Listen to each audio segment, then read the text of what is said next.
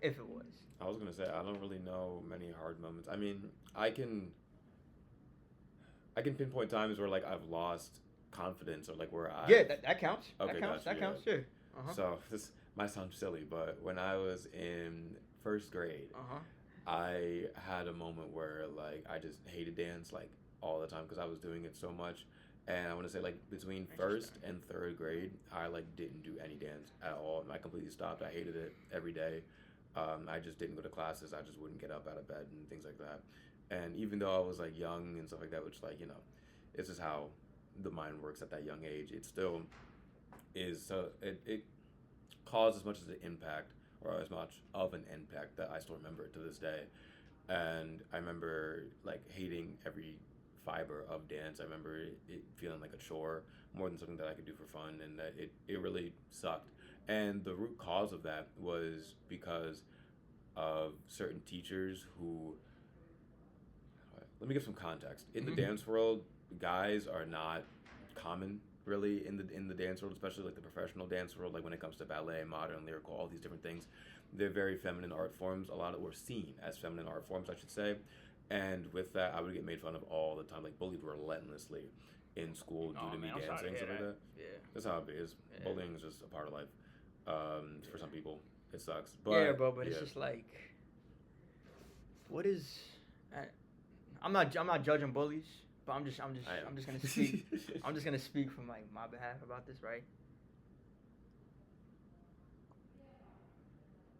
Sometimes bullies go through certain things, right? Mhm. That made them that kind of person.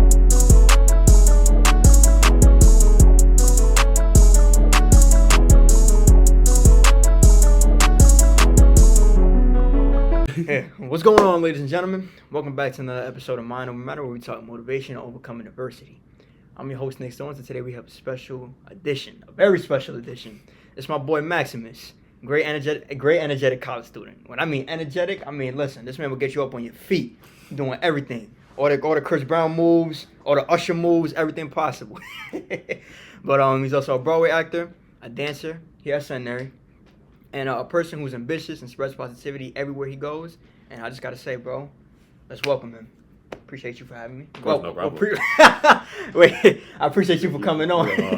Oh, good. I appreciate you for having me on here. Oh man, that was funny. Appreciate you for taking the time of the day to be here with me, my brother. Of course, man. No problem. For sure, man.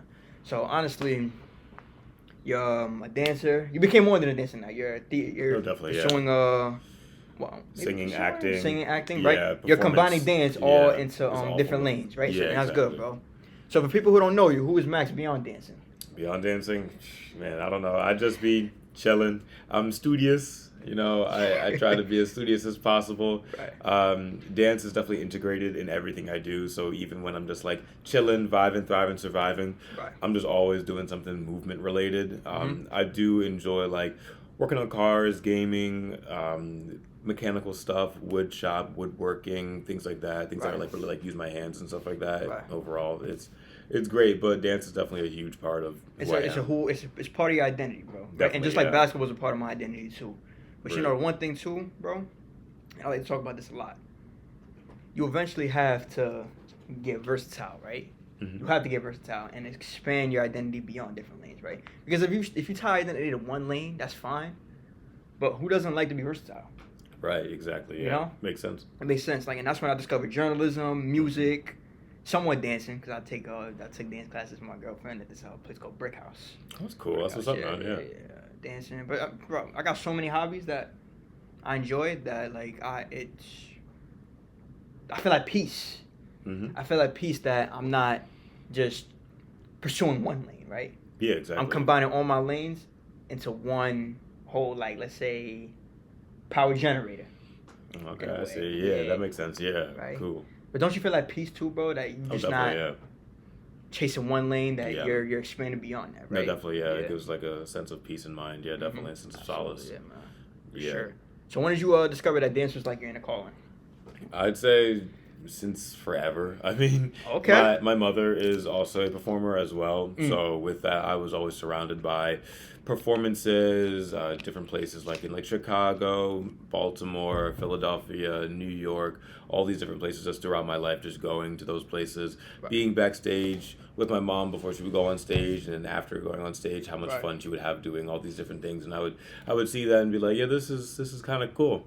Like I want to do this with my life, and Mm-hmm. just like even from like a super young age, I would always try to be on my feet, trying to dance around, just do different stuff like that. I started dance classes when I was 3, but the first time I had dance shoes on was when I was 18 months. 18 months. Okay. So yeah, I was like 1.5, and I had my first pair of little ballet shoes. They were like this small. It was really funny.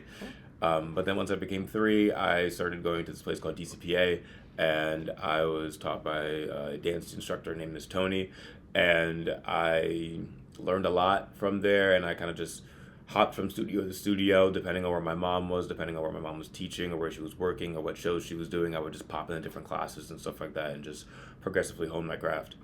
That's good, man. Dude, that's huge. And honestly, bro, 3 months for real? Like, wow. 18 months, yeah. Well, 18. Oh no, 18 definitely. months. 18 months. But 3 Yeah. years old when I 3 years started. old. Yeah. That's what I meant. 3 years old. Yeah. Bro, that's huge. So you really started at a young age. Definitely. And you know, you always got to start off young. Yeah, it helps. It helps, right? Mhm. Because as you progress, right, Exactly. the yeah. older you get, you'll feel more. How do I say? You'll feel like relieved in Mhm. a way, Definitely, right? yeah. Because if you start late, It can be stressful. it could be stressful. Yeah. Definitely, So yeah. you wanna find your talents Mm-hmm. early, Yeah. right? And Exactly. pursue a career in it if possible. Yeah, definitely, yeah. That, It helps, right. yeah. So you probably did answer this question. Your mom got you into dance in the first place, right? Yeah. Okay. Yeah. Mhm. So, and you explained that moment too. Like, was Mhm. there a moment you said you saw her perform on stage, Yeah. right? Did anyone else inspire your style early on? Like any pros? Definitely. No, yeah. So I remember my first ever professional show was a show called Maurice Hines Tapping Through Life. Mhm. And Maurice Hines is the older brother of Gregory Hines, who was one of the most known tap dancers and actors in the world. And Maurice Hines, how do I put this? At the age of 10, being in a show with someone who I've looked up to, who I've seen in movies, who I've seen win Oscars and Grammys and all these different things for singing, acting, dancing, and all these different things. He performed in Jelly's Last Jam. He choreographed Jelly's Last Jam. He choreographed Syncopated Ladies, which are all Broadway shows and things like that. Mhm. Jelly's Last Jam is still running on many different stages, which is so crazy how something that he choreographed back in the, I believe, 80s, 70s or 80s, Oh, okay. is still happening even to this day. And it's truly wonderful. And though he has passed on now, his legacy has been just so impactful in my life. But flashing back to 2015, when I got into that show, it was a just magnanimous moment in my life where I was able to dance on stage with someone who I've looked up to, who I've seen throughout just my childhood and anything like that. And Jacoby. and with that, it just was super wonderful. It was super wonderful. Thank you, Kobe. Hey, bro, we live right now. Oh, word? Yeah, you good, bro. You're not interrupting. Hey, y'all tuning into episode 17, Yo. right? Episode 17. Tune We into just it. dropped Good it. talk. Yeah, great talk. Oh, good stuff. Yeah, It's exciting. Uh-huh. What's up, man? yeah. How's everything, though, bro? Good? Hmm? You good? Yeah. Everything's sturdy? Just changed up the monitors, working. Gotcha, That's bro. all. All right, man. For sure. stuff. So I just filled out the form, so we good for Oh, word? this one here. I think what's next is that we just hop on the call and then When is it?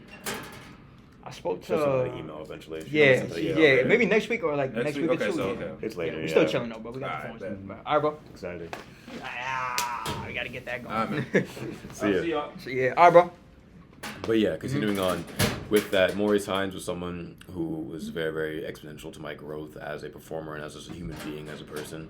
He made me diversify my dance talents. He made me go into other forms that are other than just tap and hip hop, because those are my main two that I would do Tap and the hip-hop, most. Is okay. tap and hip hop were like Yep. the main ones I always do, and they're still my favorite. But Maurice Hines was the person to be like, you should try ballroom, you should try partner dancing, you should Right. try line dancing, you should try lyrical, you should try modern, you should try jazz, like all these different things, all these Right. different art forms that now looking back, like I'm so thankful that he challenged me to do that, because now I have such a diversifying life, and I could do so many different things. Absolutely, bro. And even dance too. It ties back. There's a lot of dance categories that you can do, Definitely, right? yeah, exactly. Ballroom dance. I did that in elementary school. That was fun. That's what's up. Good That stuff. was fun. One of my favorite dances. Hit the road, Jack. Don't you come back? No more. Hit the road, Jack. Yeah, that's a classic. Yeah, it was good. Also on that show, there are these amazing brothers called the Manzari brothers who they're very talented people. It's crazy that I'm the age that they were when I first met them. Like they were 20 and 23 and like I'm 21. So like it's crazy being like around that age that they were. And they taught me lots of hard truths, definitely lots of hard truths. They were very, very, I would say strict with me when I was younger. But in the moment, obviously, I was, sad. I was like, oh my gosh, like life is so hard and stuff like that. As a 10-year-old, I was only in 5th grade. But looking back, I'm happy that they were how they were because they got me prepared for how the real world works. Because at auditions, at rehearsals and things like that, you are expected to be on your A game at all times. There is no room for mistake. There is no room for any snafus or anything else like that. If you mess up, you will be called out on it. And they definitely let me know really early on that that's just how life is. And though in the moment it sucked, it worked out really well. Because at the end of the day, perfection, we're not seeking perfection. We're not seeking perfection. All we want to do. Maybe some people are. I am. You are? Well, it's more I always want to be the best that I can be. Okay. At all times. Okay, that's reasonable. So, yeah. But just speaking from one man to another, bro, Oh, yeah. like coming from also an athlete, Mm-hmm. the only thing I'd say I mainly focused on was just perfecting my craft, not trying to be better than others. You know what I'm saying? Like I wanted to boost up my physique, right? So I could stay strong on the court. I wanted to boost up my mental capacity so I could mentally stay prepared.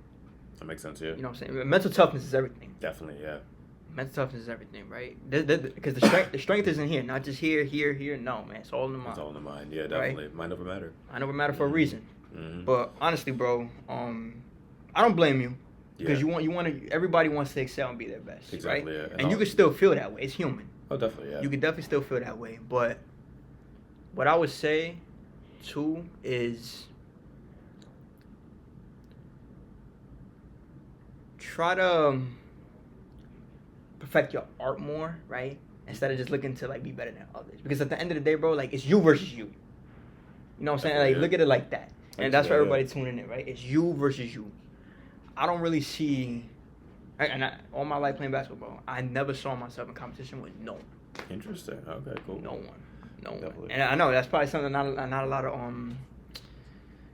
people would say, but yeah, it's peculiar. No, yeah, definitely. It's something. It definitely I feel like is different in the dance world because at auditions it is you versus everyone else. Literally, like that is. I agree. It's different. Of an audition, it's different. It's definitely a different mindset because I have to be the best. Like genuine. Like it's not even like me trying to be cocky. It's genuinely to get a role. You have to be the best in the situation.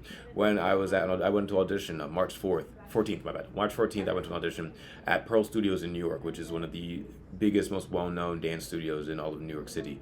And there were over 300 people at that audition, and I had to be better than all of them. And I made it to the top 20, which is like a crazy feat and a crazy accomplishment just in and of itself. For sure, bro. I didn't think I was going to make it. Yo, congrats on that, though, bro. Oh, yeah, for real, definitely. yeah. To make it the top 20, like I was the final 20 to make it. Like that's insane. Which normally how auditions go. They'll start out with everyone, and they cut so many people. Like it started out with like over 300, and then they cut it down to about, I want to say 80 people, and then from there they cut it down to about 50, and then they cut it down to 20. And it's crazy, and the fact that I made it all the way to that point is insane to me. Yeah. But like awesome. But like with that, if I was only focused on myself, then they would not have cast me. It's more the competitive nature. They want to see the drive of you wanting to be better than everyone. As cocky and as maybe mentally deranging maybe or I guess toxic, you could say, that is the culture that is dance auditions. It's a situation where if someone messes up, you call them out on it. If in the sense that you do better. Now, don't stop and be like, you messed up. If they mess up, show that you know it. Right. Show that you're better than them. If someone That's kind of else, like saying like be kind of self-expressive in a way. you could definitely be self-expressive. Yeah, definitely. Yeah. Right. If someone sings a flat note, make sure when you sing it perfectly so that they sound so much worse than you. If you are doing a turn and someone else is doing a turn, you do a better turn. You do a harder turn. In a move, if someone else is doing something that is flowy and you can't do flowy, then make it really hard hitting and make it like really expressive so that you can show that you can still do this move even though you made it your own. Things like that. And that's another thing too. Making things your own Right. will definitely show character in an audition as well. If you're in an audition and all you do is exactly what you're told, that's good, but you won't stand out to anyone. You won't stand out to anyone. Right. But if you're at an audition, you do what you're told, but on top of that, you're adding your own little extra flair. You're adding personality I to agree. what you're doing. I agree. It's like in a way, add your own creativity. Exactly, yeah. Right? Then with Because at the that, end of the you'll day, stand like out. you don't want to look rehearsed. Exactly, Right? yeah. You want to to show that, and it's like public speaking in a way. You want the words to come out natural. Exactly. And just yeah. like for dance, you want the moves to come out natural, right? naturally, no, yeah. Right? And then once you feel like, cause I've danced before too, so I know what it's like. When you feel at peace and you see, like you feel yourself smiling, right? You feel satisfied, right? I'm sure you know that feeling better. Oh, definitely, yeah, right? 100%. You almost start to feel like you're in heaven, right? That you're doing what you love to do. You don't feel judged, nothing, bro. Exactly. Now, even though maybe someone may judge, but that's okay. Well, it's filled with judgment, It's yeah. filled with But judgment, like you yeah. don't care about. But you the don't care about the judgment, right? Yeah. Because again, it's like, wait, what's good, Eric? Yep. It's like, again, kind of about the public speaking. When the words come out natural, you feel like a pro. Exactly, yeah. And dance, when the moves come out natural, you feel like a pro. Exactly, yeah. So, It works out. absolutely. But yeah. Yeah. So honestly, Max, I gotta ask, how do you stay grounded outside of what you do? Well, I stay grounded through. Well, I guess the main thing is definitely my religion. I'm Christian, so Right, with okay. that, I find my base in who I am through God and everything. The Bible, reading the Bible, understanding the Bible exactly. Understanding the lessons that are taught, reading cover to cover, Old Testament, New Testament, everything. Understanding the context of verses and different things like that, as opposed to just cherry picking verses that help me out. I want to feel convicted. When I read the Bible, I want to find ways to improve myself, as opposed to just being like, oh, I'm doing great, perfect. This thing says live like this, then I'm already doing that, so I'm fine. I want to find the verses that really dig deep and say, like, this is like the root of your being, and you have to understand. You don't see my that. brother too waking up in the morning saying a prayer. Exactly, yeah, stuff like that. So that, I would say, definitely comes first. But also dance is something that roots me as who I am, just through movement and everything. That is how I find just like mental calmness as well. Like even like, for example, I listen to praise music all the time, like Maverick City Orchestra or like Brandon Lake or Forrest Frank. People like those who make music that glorifies God, but with that I can connect to God through movement as well as through praying. So with that, while I'm dancing, while I'm feeling free, while I'm listening to these different things, singing these different words, it definitely finds a sense of solace and calm in me. I agree. Movement definitely helps for sure. And that's finding a hobby that's fun, right? Like dancing definitely fun, right? Or even like on stressful days, right? Like if you're having a bad day, school didn't go too well, you're having like some family disagreements, a friendship ended. You find that particular hobby, right? And then you could just do it for fun. Like I'm sure when you go through stressful days, you play some music and you dance, right? Like Definitely, yeah. It's fun. It's fun. And then for me, when I have stressful days, bro, I go to the gym, put up shots, or I just lift. That makes sense, yeah. Lift, Good stuff. yeah, right. Because you eventually have to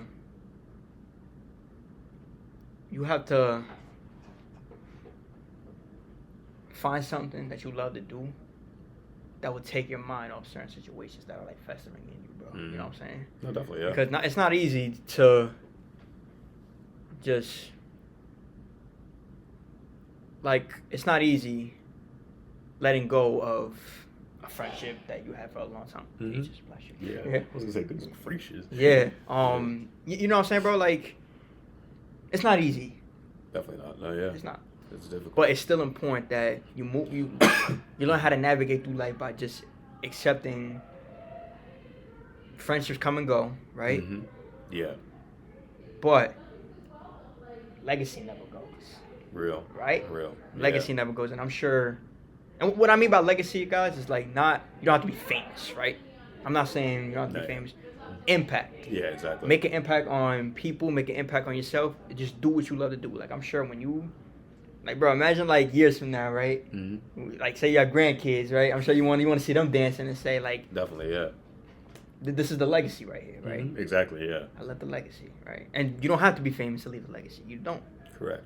Right? But it'll make you feel honored, and most importantly, make you feel like a superhero. Like I did my job. Exactly, you know yeah. That's great, man. It's a great feeling. Yeah. Hi, Evan. That's Evan. So honestly, bro, I gotta ask, what was the hardest moment you ever faced in your dance journey? If it was. I was gonna say I don't really know many hard moments. I mean, I can pinpoint times where like I've lost confidence or like where I that counts. Okay, That counts. Yeah. So this might sound silly, but when I was in first grade, I had a moment where like I just hated dance like all the time because I was doing it so much. And I want to say like between first and third grade, I like didn't do any dance at all. I completely stopped. I hated it every day. I just didn't go to classes. I just wouldn't get up out of bed and things like that.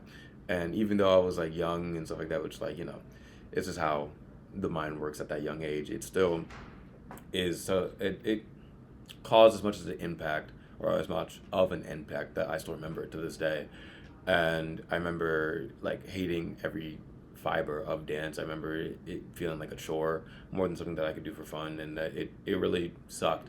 And the root cause of that was because of certain teachers who, let me give some context. In the dance world, guys are not common really in the dance world, especially like the professional dance world, like when it comes to ballet, modern, lyrical, all these different things.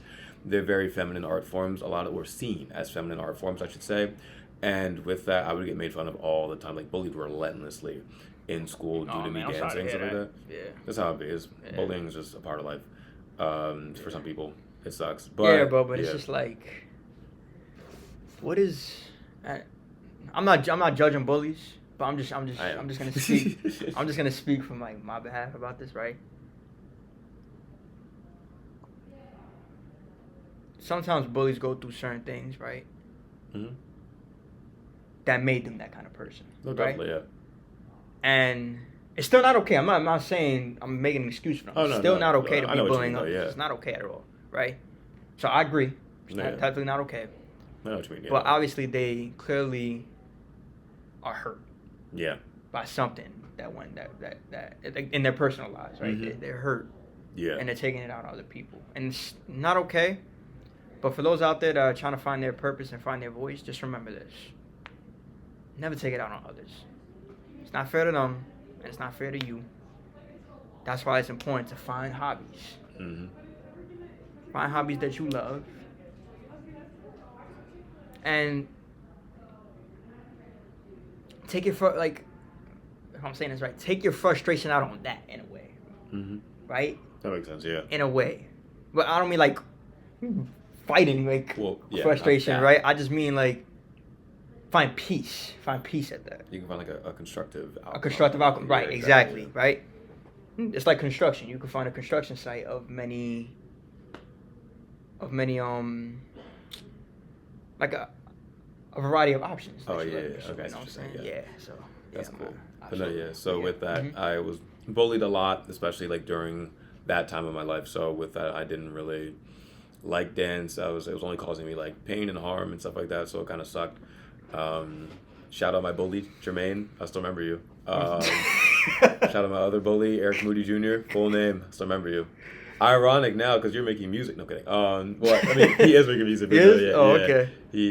But yeah, no, he made fun of me for having long hair and for liking music and dance, and now he has an afro and does music. So ironic, right? But anyways, but also really shows how much bullying can affect someone because that was over 10 years ago, and I still remember their names.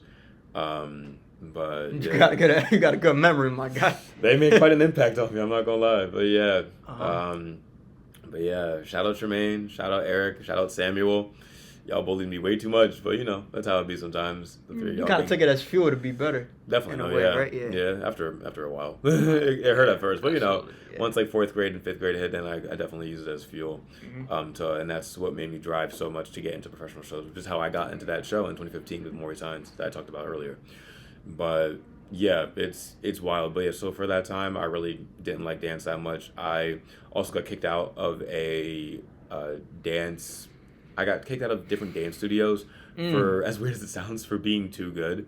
Because when I was younger, I was really cocky with my dance ability. It was bad. I didn't stop being cocky until like sophomore year of high school. I'm not gonna Bro, lie, listen, but, like, listen. yeah, We all had those moments where we were arrogant. no, definitely. Yeah. We all had those I had like moments, 10 right? years of arrogance. Well, I was, Max, like, listen, 10 I years. can relate. I can relate to that so much, bro. We all had those moments where we thought we were the shit. Yeah. Right? I still do, but Yeah. And it's okay to feel I'm that just way. a little better about it now. It's okay to, but at the same time, we still got to show some humility. Yeah, You know what I'm it's saying? tough. Maybe continue, but we still got to show some humility, Yeah, right? at times. And we have to, at times. Sometimes. But No, I'm kidding. But yeah, no, yeah. it's also important, and tying back to this, Mhm. bro, because I'm a mentor myself, bro. Like I mentor a lot of young athletes to overcome adversity. Mhm. It's important to also help others who are struggling to find their purpose and to mentoring them too, right? Because Definitely, they want to be as good, like not maybe not as good as you, but they want to be on your level, yeah, right? exactly, yeah. So instead of making them feel obsolete, Mm-hmm. it's better to increase their confidence so that they could feel valued. You know what I'm saying? Mhm. Because there's a lot of people out there in life that are struggling. Mhm. Absolutely, they are. Definitely, right? yeah. And we all have our personal struggles, but we want to seek support, right? We want to Mhm. be around a circle, and we want to be around people that help us win, that want to see us win, Exactly, yeah. right? That's where I feel like it plays a big role at. Mm-hmm. So that's when I'm like, no, I gotta stop with this arrogance and be more of a leader. Mm-hmm. Show some leadership, show some dedication, and boost up people's spirits, right? Precisely. Because if you boost up their spirits, they'll feel at home, and they feel like, wow, this person believes in me. Exactly, yeah. Then you won't even realize it. You're changing lives without even noticing it. Precisely, Right. yeah. Exactly. It So happens. that definitely was a difficult moment in my dance career, just the bullying aspects of it and different Mhm. stuff like that. But, it worked out in the end eventually. And then through that, though, I definitely became way more cocky as a person when it came to dance. Just through that, because I wanted to prove to everyone that, like, what I was doing had some sort of substance to it, as opposed to just being all willy-nilly like people were assuming it was. So yeah, and me being cocky definitely wasn't the best, and I got kicked out of some studios, not strictly because I was cocky, but it's because I was better than everyone else there, and I kept asking for more, which, like, is a form of drive, but the directors and the other students in the class kind of saw it as me belittling them. But in all actuality, I did want more. I wanted to have more difficult classes. I wanted to move up in the levels. I wanted to get further. I wanted to progress further in my craft, and they just weren't really for that. And they were like, oh, like, he's being a disruption to the class because he keeps asking for things to be difficult. He keeps trying to do things faster and things like that. And I would get kicked out of classes for Yeah, that. but because I think you kind of have to come to an understanding that not a lot of people are quick learners, you know? No, I know, yeah. It's tough. It's tough. Yeah, but also it wasn't easy fix where they could have just put me in the higher class. Like, I didn't have to be in the toddler class. I could have been in the class with the middle schoolers. And even though I was still younger than them, I was at the level of them. So, it was stuff like that where, like, for me, if I was the director, I would have tried to see if I was bluffing. Like, if I was seeing little me, and I'd be like, oh, are you bluffing? Like, are you really that good? Well, I'll put you in a class with people who are better, and if you can't handle it, then shut up and go back to your own class. But if you can't handle it, then stay there. That's how I would do. That's how I always manage things and work through things. Like, whenever I'm teaching classes or anything like that, and I have a student who is really cocky or is wanting more and stuff like that, then I will give them really difficult things. until they can't handle it, and then I can see where their levels are. And if they can handle everything, then I'm like, then perfect. Then what you're saying So is they're true. calm under pressure. That's Exactly, that's a yeah. skill, bro. Exactly, yeah. And if you can handle it, then you're allowed to say everything that you're saying because Right. you can back it up. But if you can't back it up and you're just saying stuff just to be saying stuff, then it's like it's kind of pointless. But I can say I can always back up what I was saying. Like everything I was saying when I was younger, I could back everything up. I was better than people that I was with in the class. I did want to be in the higher class. I wanted to be challenged more. I was bored, genuinely bored. And that's with my okay, classes. bro. We want competition. No, definitely, yeah. And that's another thing too. That's like Mhm. why, like, I need to have not need, but it's a really good factor to have the motivation with other people being there who are either at your level or better than you. It's good to have that kind of mindset and that kind of environment in classes so you can better yourself. Because if you're always the best, or if you're with people who are all slower, then you might stagnate. You might become stagnant. And that isn't something that you want. You want to be surrounded by people who are better. Who At are your more level, at least. Exactly, yeah. Agree. Yeah, or like around your level or things like that. Yeah. You want to be in a good equilibrium with everyone. So, with that, I struggled a good bit through that little bit of period of life because I was like, I'm getting kicked out of classes. Like, am I not supposed to do this? Like, am I not supposed to be better? Am I just supposed to be worse? I would get bullied all the time and stuff like that. I'm like, it's just like nothing was positive. Like, I was getting bullied by people literally in my own dance classes. So I was like, well, this is insane. So like I was like, well, what's even the point of doing all this if it's nothing's going to be positive? So I stopped for a good few years, and I didn't start again until about 2014, 2015-ish, at this place called Step It Out Dance Center in Oxford, Pennsylvania, which is no longer there because the director of the studio passed away. But she was still alive during the time that I was there. And it was cool. You know, that was my first time ever doing competitions. Now it was really fun. Doing competitions, traveling to nationals and stuff like that, going to Maryland for nationals, going to Lancaster for different competitions, going to Oaks for different competitions, seeing other studios that I had went to in the past. Like I would see, like I went to On Edge Dance for a bit. I went to DCPA, like I mentioned earlier. I would see them at the competitions and be like, oh my gosh, that's crazy. I'm competing against studios I used to go to and stuff like that. It always was very interesting. I do definitely miss competitions. I wish that I could have done more of them. I only did them for about, I think, 4 years that I did competitions, and then from there I helped with teaching the competition dances as opposed to being in the competitions themselves, which was also very fun because I wanted to teach the dances, and it was really fun getting the teacher credit, and that worked well like on my resume and stuff like that. But I do still miss being on the stage and stuff like that in those competitions because it was always so much fun. Yeah. But yeah, so you know, I went from being kind of meh about dancing to wanting to dance all the time. That's dope, man. And leading up to performing on stage, right? Mm-hmm. What goes through your mind before you perform? I just say lock in, and then I do, and then I'm on stage and I work out. All right, and all it right, works well. okay, all right. So, Like, I don't know. But like, do you have like some sort of like dance routine? Oh well, I always Because you know how athletes have a routine for a game, right? Definitely, like some stretch, well, hydrate. yeah, I do definitely. Some eat Yeah. Skittles. It's funny, yeah. Well, I pray before I go on stage. Every time I That's go on important. stage, Yeah. it calms my mind. It helps me get out of my head more because if I'm focusing on praying, focusing on God, focusing on the Bible and things like that, I can't think about anything else other than that. So it helps me lock in better. I used to be really stressed before I went on stage, but now it's not as stressful anymore because I realize that if I practice it enough, I won't have to worry about if I won't know anything because I know I'll know it. And obviously, there's always going to be like that little bit of anxiety before you go on stage. Like that. Hell that's, yeah, that's bro. human. It's normal. It's Yeah, normal because that- it's a whole crowd watching. Yeah, you, definitely. so. That's human. Like that's never going to go away. Yeah. It's more the fear that makes you that freezes you, that makes you freeze up and stuff like that. I eradicate that from my body. I don't want to get paralyzed by fear. I don't want the anxiety to make me feel sick or anything like that. Like I don't want any of that kind of stuff. I want the healthy fear of like having care about something so much that you want it to be well. Because when you're fearful and when you're like a little bit anxious, it shows that you care so much about what you're doing. But I don't want that to take over what I'm doing.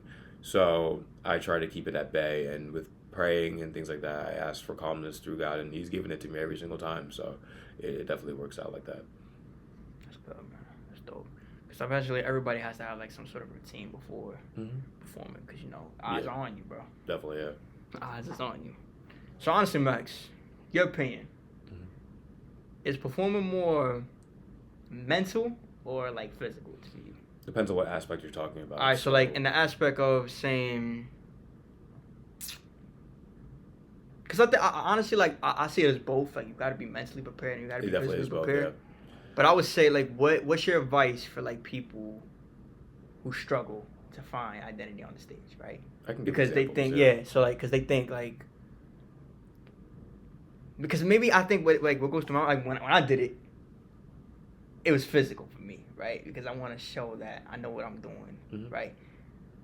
Mental, I didn't really think about the mental back then, but now that I'm more like intelligent, more wiser, and more, I say, authentic, I understood that mental plays a big role in that too, like being mentally prepared. So honestly, but yeah, like, what's your advice for any people out there that are struggling?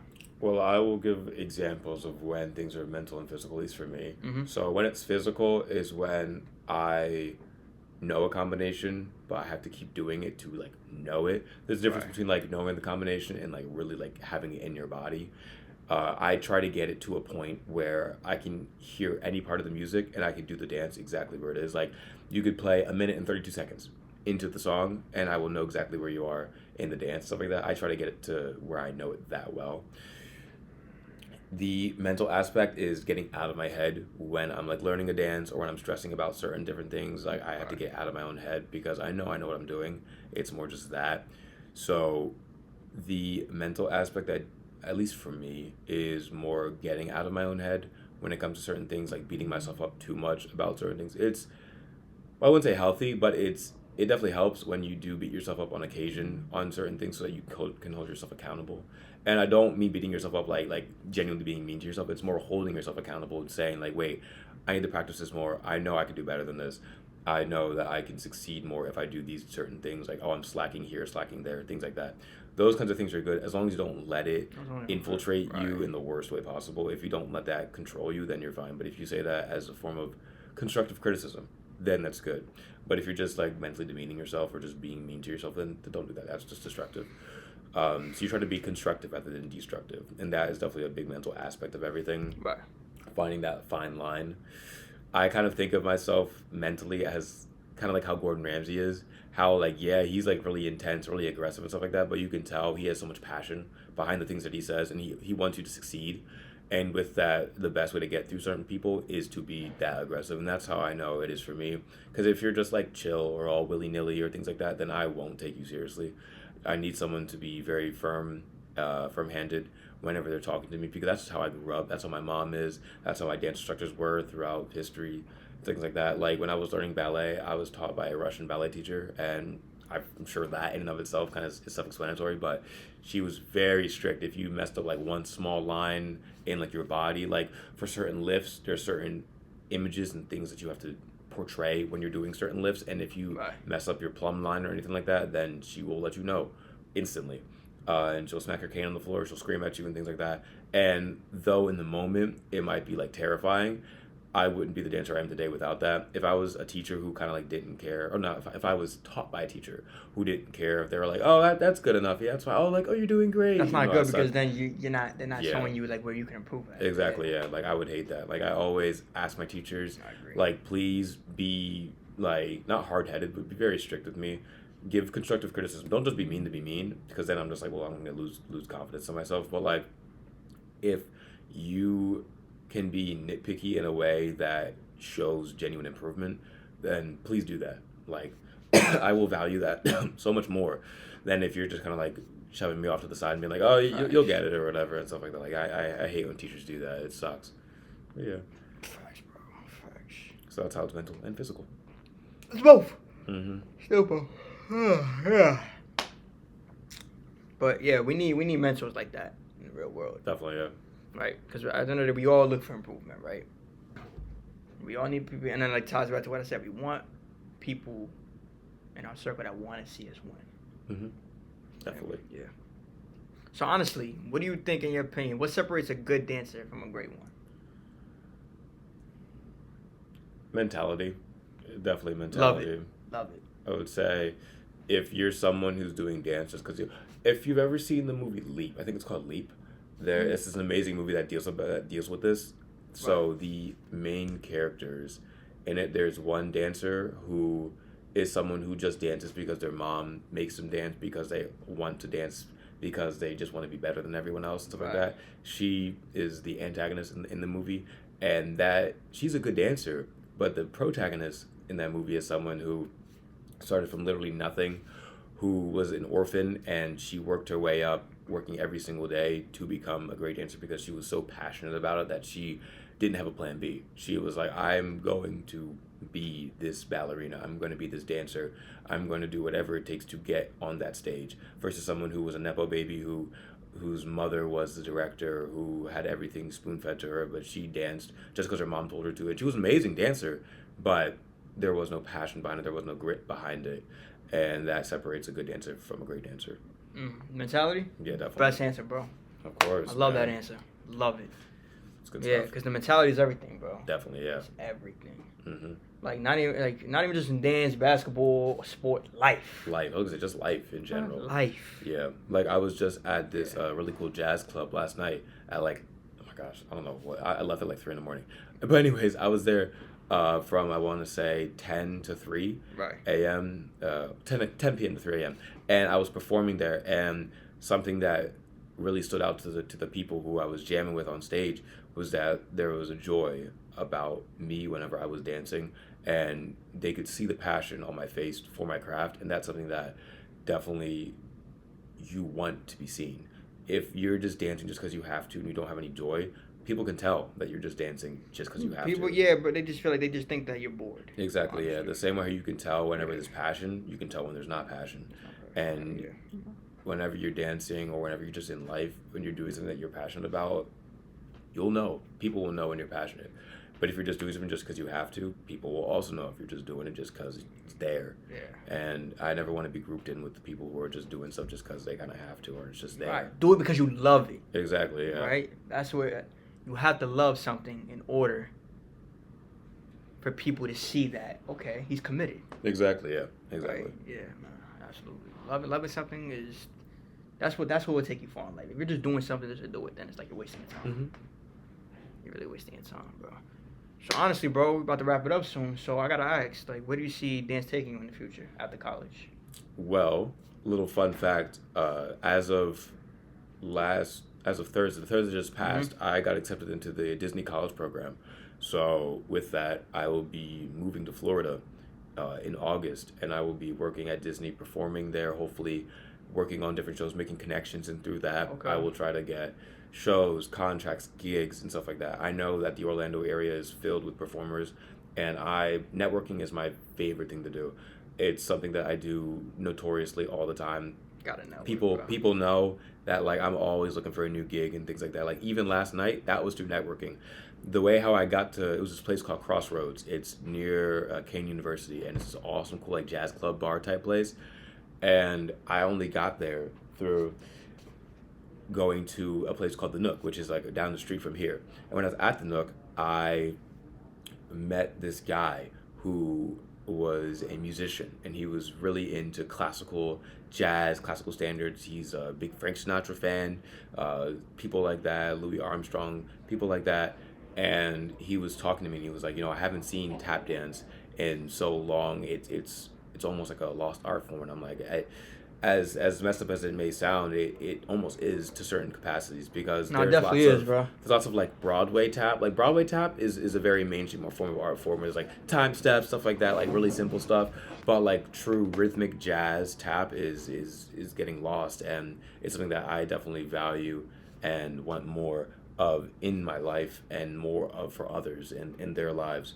And through our intense and like really like heartfelt conversation of different jazz forms, tap forms, and things like that, he brought up different places that were jazz clubs, jazz bars, places that had open mic nights, people that are musicians and things like that. And then through that, I got that gig at Crossroads, and now they asked me to come back again, and then I'm in talks with the manager to get my own show going with a blues band there.